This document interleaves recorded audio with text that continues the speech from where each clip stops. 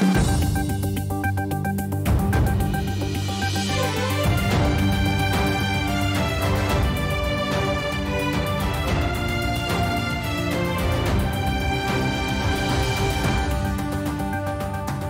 government has adopted a policy of reducing imports by about 20% in the new fiscal year, even as it aims to increase the revenue collection by 22%.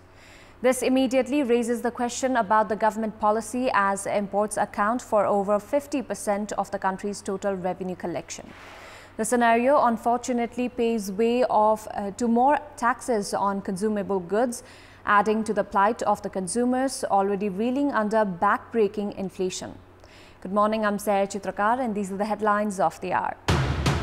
Increasing anomalies in the judiciary due to politicization, lack of benches leads to pending cases. Legal experts call to end ill practices. Over 1 million minors compelled to work to make ends meet. 200,000 children in the need of immediate rescue. Government plans of eradicating child labor lackluster. A cross-party group of US senators agree a framework for potential legislation on gun safety following a spate of mass shootings. The proposal backed by 10 Republicans. And Switzerland stunned Portugal with a 1-0 win at the UEFA Nations League. Spain tamed Czech Republic 2-0. Norway edged past Sweden 3-2. The judiciary has been marred in political controversy. The legal experts are of the opinion that the judicial quagmire has intensified as the anomalies within the top court has increased, while the agitation against the Chief Justice, calling for his impeachment, has been stranded in the Parliament. There are over 35,000 cases pending at the Supreme Court. 5,000 of these cases date back to about 5 years, even as there is a compulsion to wait for justice delivery. At the same time, there has been an increase in dubious verdicts. The impeachment sought against Chief Justice Cholendra Samsher Rana is presently stagnating at the Parliament, while unwanted political intervention in the judiciary is seen as counterproductive. Despite the massive pressure generated by the pending cases, regular hearing has not taken place. The legal practitioners had also waged a strike for over 100 days, a kind of event rarely seen in the judiciary, which also led to the pending of cases. There are also allegations of massive foul play in sensitive cases like the one involving former DIG Ranjan Koirala. Child labor law that restricts children under the age of 14 to work and permits those up to 18 years of age to work under certain circumstances was formulated 22 years ago.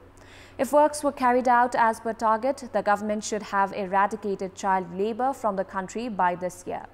Eradicating child labor from the country has just been limited to slogans.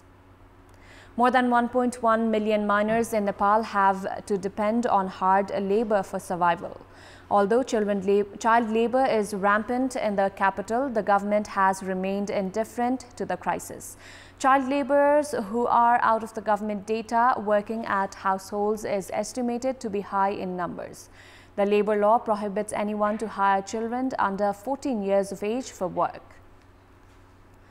However, politicians, high-ranking administrative officials, rights activists, respectful members of the society, among others, are themselves involved in enforcing child labor.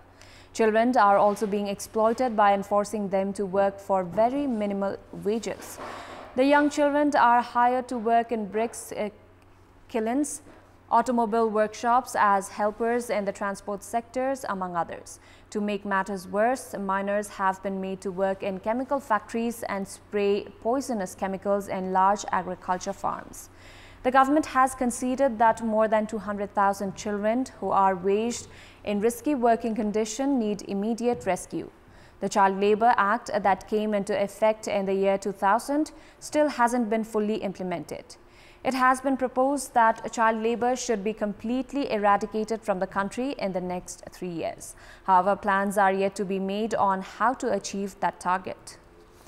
In our Public Voice segment, we had asked people in several provinces what is the responsibility of the general public to end child labor.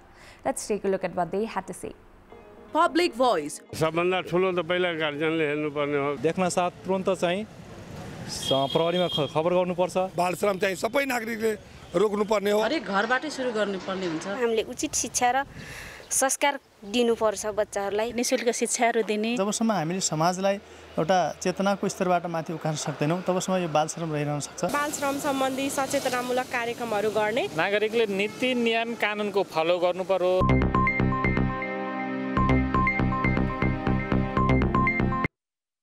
Of the House of Representatives, Agni Sapkota has drawn the attention of the government to supply fertilizers to farmers on time. At the House session, lawmakers had come down heavily on the government for not being able to provide fertilizers to the farmers, even as the farming season has already kicked off. At yesterday's meeting, the lawmakers also demanded the government to provide information to the House regarding Prime Minister Sher Bahadur Deuba's upcoming official visit to the United States. Deliberations are still underway on various ministry-wise headings of the appropriation bill on the budget for the upcoming fiscal year that was presented at the House of Representatives on 29th of May. The padlocking at the central entrance of the Tribhuvan University, including at the office of the TU Vice-Chancellor, has been opened after 143 days. The temporary teachers and students had padlocked the central office of Tribhuvan University by raising a number of demands. The university and the agitating teachers also reached a 6-point agreement yesterday.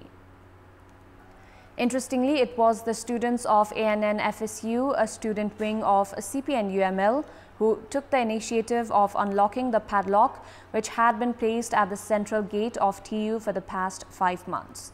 The students said that they were compelled to take the decision as the padlocking had defamed the oldest university of the country and had intensified administrative obstacles. The students had earlier given a 3-day deadline to the university administration and the agitating teachers to unlock the padlock. However, when no action was taken, the students said they were forced to unlock the padlock yesterday. Following the development, a dialogue team of the university administration and agitating temporary lecturers of the university reached a 6-point agreement. The agreement mentions that initiative will be taken to implement the decision taken 5 years ago to appoint 1,420 temporary teachers under contract basis. It's time now for our segment, Public Pulse, where you text us with your opinion. Public Pulse. Here's the question: what could be the long-term solution to the repeated strikes and padlocking to universities? Your options are A, declare peace zone, B, end politicization, and C, disciplined intellectuals. Voting is on. Type any WS, select your option A, B or C and send it to 34001 to share your opinion with us.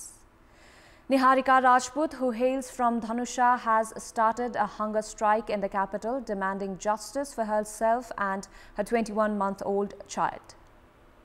Niharika Rajput was forcefully removed from the capital's Maitikar area, where she had started her fast unto death 3 days ago. Following this, Niharika, a rape victim, has continued her hunger strike from the capital's Basantapur.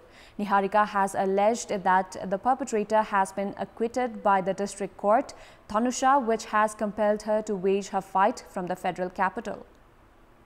त्यो अपराधी खुल्ले रूपमा घुम्दैछ, त्यसलाई समातिएन, मेरो बच्चाको DNA test भएन, मैले उचित न्याय पाइन, जेलसम्म म यही बस्ने छु.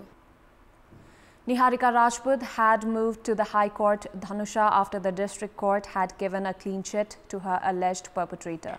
As the High Court did not even schedule a hearing on the case, Niharika was compelled to come to Kathmandu to continue her fight for justice. Niharika said that she would continue with her fast unto death until justice is denied to her. That's all for the moment. Thank you for watching. Good day.